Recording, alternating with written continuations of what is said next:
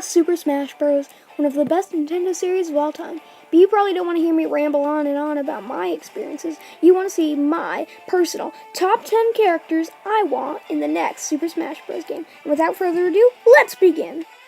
Number 10. Hey mate, you must be Gabby. My name's Rick. Yeah, I know what you're all thinking. Rick, that's lame. What about Waddle Dee, Magolor, Suzy? There's so many better Kirby characters. Well, to some extent you're right, but I think Rick would be a great addition to the roster. His moves would be sort of similar to Kirby, using different copy abilities. In the games, when Kirby has a copy ability and he rides Rick, the copy ability changes, so these different abilities would make great attacks for him to use in the game. And for his final smash, all Kirby's other animal companions like Coo and Kine could come in and beat everyone up. Also, if Rick ever gets into Smash Bros., give him the British voice he had in the anime! Hey, it's me old pal Gabby.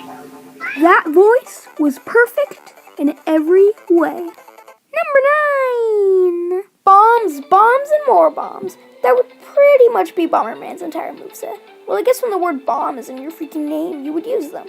A lot. But other than bombs, it'd be cool if he could ride around in different Ruies, but mainly his moveset should just consist of, well, bombs. His final smash, I think, should be a shadow bomb, sucking players in and then exploding. Explosions are cool. Number 8! You know what Nintendo does often? Make new games. What they don't do often is make new franchises. They usually rely on what works, so we mainly get new games in old franchises like Mario, Pokemon, Zelda, and Kirby. Last year, a new Nintendo gaming IP was started, Splatoon. This game got great reviews and sold well, so I thought that the Inklings from Splatoon would definitely make it into Smash 4 as DLC. But I guess Nintendo thought another sword-fighting Fire Emblem character would make a better character than one from a new IP not represented in Smash Bros., other than a trophy and some costumes, who can turn into a kid or a squid, has an ink gun, a paint roller, and a paint sniper. But anyway, the Inkling would make a great character with plenty of different attacks. The Inkling would use all three of their weapons, the roller, the sniper, and the shooter, and for some attacks they would turn into a squid. Finally, for their final smash, they would turn into the Kraken. It'd probably be slower to make it balance, but it could kill anything that touched it. Whether they're a kid or a squid, the Inkling would make a great character in Super Smash Bros. Number 7. Tingle, tingle, tingle. Everyone's favorite fairy-obsessed 35-year-old man. Tingle would be one of those really random Smash Bros. Characters like Duck Hunt Dog or Mr. Game & Watch. His attacks would mainly consist of balloons, hearts, bombs, rupees, wallets, and whatever else Tingle uses on a day-to-day basis. He would also have a really good recovery, using various balloons to fly up into the air. And for his final smash, he could send out a big balloon explosion with confetti flying everywhere. Tingle, tingle, Koola Limpa, indeed. Number 6. Now I know what you're all wondering. Who the heck is Lip? Well, I don't really blame you for not knowing, since Lip is from a semi-obscure Japanese Nintendo puzzle series, Panel de Pon. Some Panel de Pon games are localized, but usually are changed to fit a pre-existing Nintendo franchise, like Pokemon or Yoshi. But there are actually some Panel de Pon references in Super Smash Bros., including the lipstick item, and Kirby's stone attack has him turn into a garbage block. Both of these are from Panel de Pon. The previously mentioned lipstick, as well as various blocks, would make great basic attacks for Lip to use, and her final smash could be some garbage blocks raining from the sky, crushing your opponents flat. It's also always good to add more female characters to the game, but the main reason I want Lip in is all the colors. Panel de Pon is a very brightly colored game, and I think has that really cool SNES charm, so even if she didn't play all that great, she would give me some visual eye candy. Number 5. Mario, Luigi, Sonic, Tails. You can't have one without the other, and I personally like Tails much more than Sonic.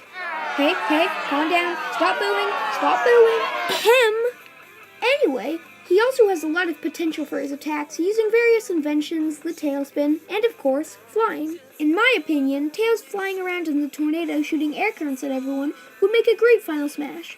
Whether you like Sonic or really like Sonic, Tails would make a great addition to the game. Number 4! Everyone has a favorite Mario character. Maybe Luigi, maybe Wario, maybe Honey Queen. Actually, no, not Honey Queen. But my personal favorite Mario character is Kamek. I'm not really sure why. Maybe it's because I love magic. I mean, Harry Potter is my favorite book series of all time, and the movies are okay, but that's a topic for another day. But anyway, back to Kamek. His attacks would mainly be themed after, well, obviously, magic. Magic spells, magic flying broom, creating enemies using magic, and so on. Baby Bowser would also make a great final smash. If I only had a good way to end this segment.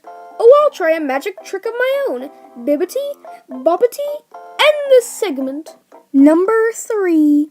I'm always looking for Nintendo IPs without characters in Smash Bros. And wouldn't you know it, Yokai Watch is published by Nintendo, so it counts. Nate, or Katie, is the main character in Yokai Watch. He or she goes around collecting said yokai. It's kind of a Pokemon ripoff, but not really. Nate's attacks would use the different yokai and their abilities, like Jibanyan's Paws of Fury and Shogunyan's Sword. With all the different yokai, there are plenty of possibilities for attacks. The giant yokai, Gargaros, would also make a great final smash. Nate actually seems like a pretty likely character for the next Super Smash Bros. Game, with how popular Yokai Watch is in Japan, and with the sequels coming out shortly in America. No matter how you look at it, Nate seems like a great addition to the Super Smash Bros. Roster. Number 2! Link's Awakening. Such an underrated Zelda game. I can sort of see why it's overlooked. There's no Zelda, there's no Ganon, Triforce, or Hyrule, so it's a little different than most Zelda games. But it's a shame, because it's a really good game, and while it doesn't have the usual Zelda characters, it did introduce a new character, Marin. If I had made this list about a month ago, Marin would have not been on it. But once the Hyrule Warriors Marin DLC came out, I knew she had to be on this list. Marin's attacks would be very similar to the one she has in Hyrule Warriors. Her main attack would be a bell. Her other attacks would be music, water, and maybe she could turn into a seagull like she does in the end of Link's Awakening for her recovery. Marin could ride the Windfish and smash it down on the stage for her final smash. And I know that I put 2 Zelda characters on the list. I'm sorry if that bothers you that Zelda has more characters than any other franchise on the list, but the characters fit very well into a fighting game, so I had to put more than one on here. Now before we get to number 1, I have a few quick honorable mentions.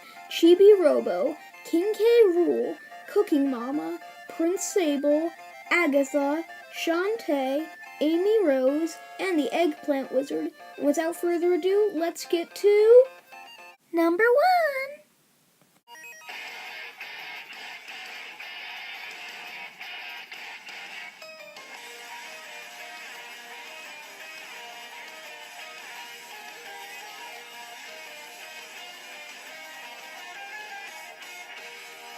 I love Pokemon. Not just the games, but the anime too. Most people want actual Pokemon in, but I want a Pokemon trainer. Not the one from Brawl who didn't even fight and just used his 3 Pokemon. I want one that fights in person, but would still use their Pokemon for attacks. I decided for my choice I would pick a trainer who is in the main series games and anime, though in Serena's case, she would mainly be based on the anime. Now, it was a tough decision, but as you all saw, I chose Serena, though Clement, Silent, and May were close. Now, you're all probably asking why I chose Serena, at number 1 no less. Well, even I don't really know, but this is why I think I chose her. She's a trainer from the games and anime. She's a female, which is always nice to have. She has Pokemon she could use in battle, and in the anime, she competes in Pokemon showcases. And when she competes in those, her Pokemon do some really cool acrobatics and find neat ways to use their attacks. These acrobatics and attacks would make great, well, attacks. Even Serena herself does some choreography that would make great taunts and attacks. She has plenty of different outfits for alternate costumes, and her final smash would be her and all her Pokemon doing one long dance, damaging everyone. Anyway, guys, thanks for watching.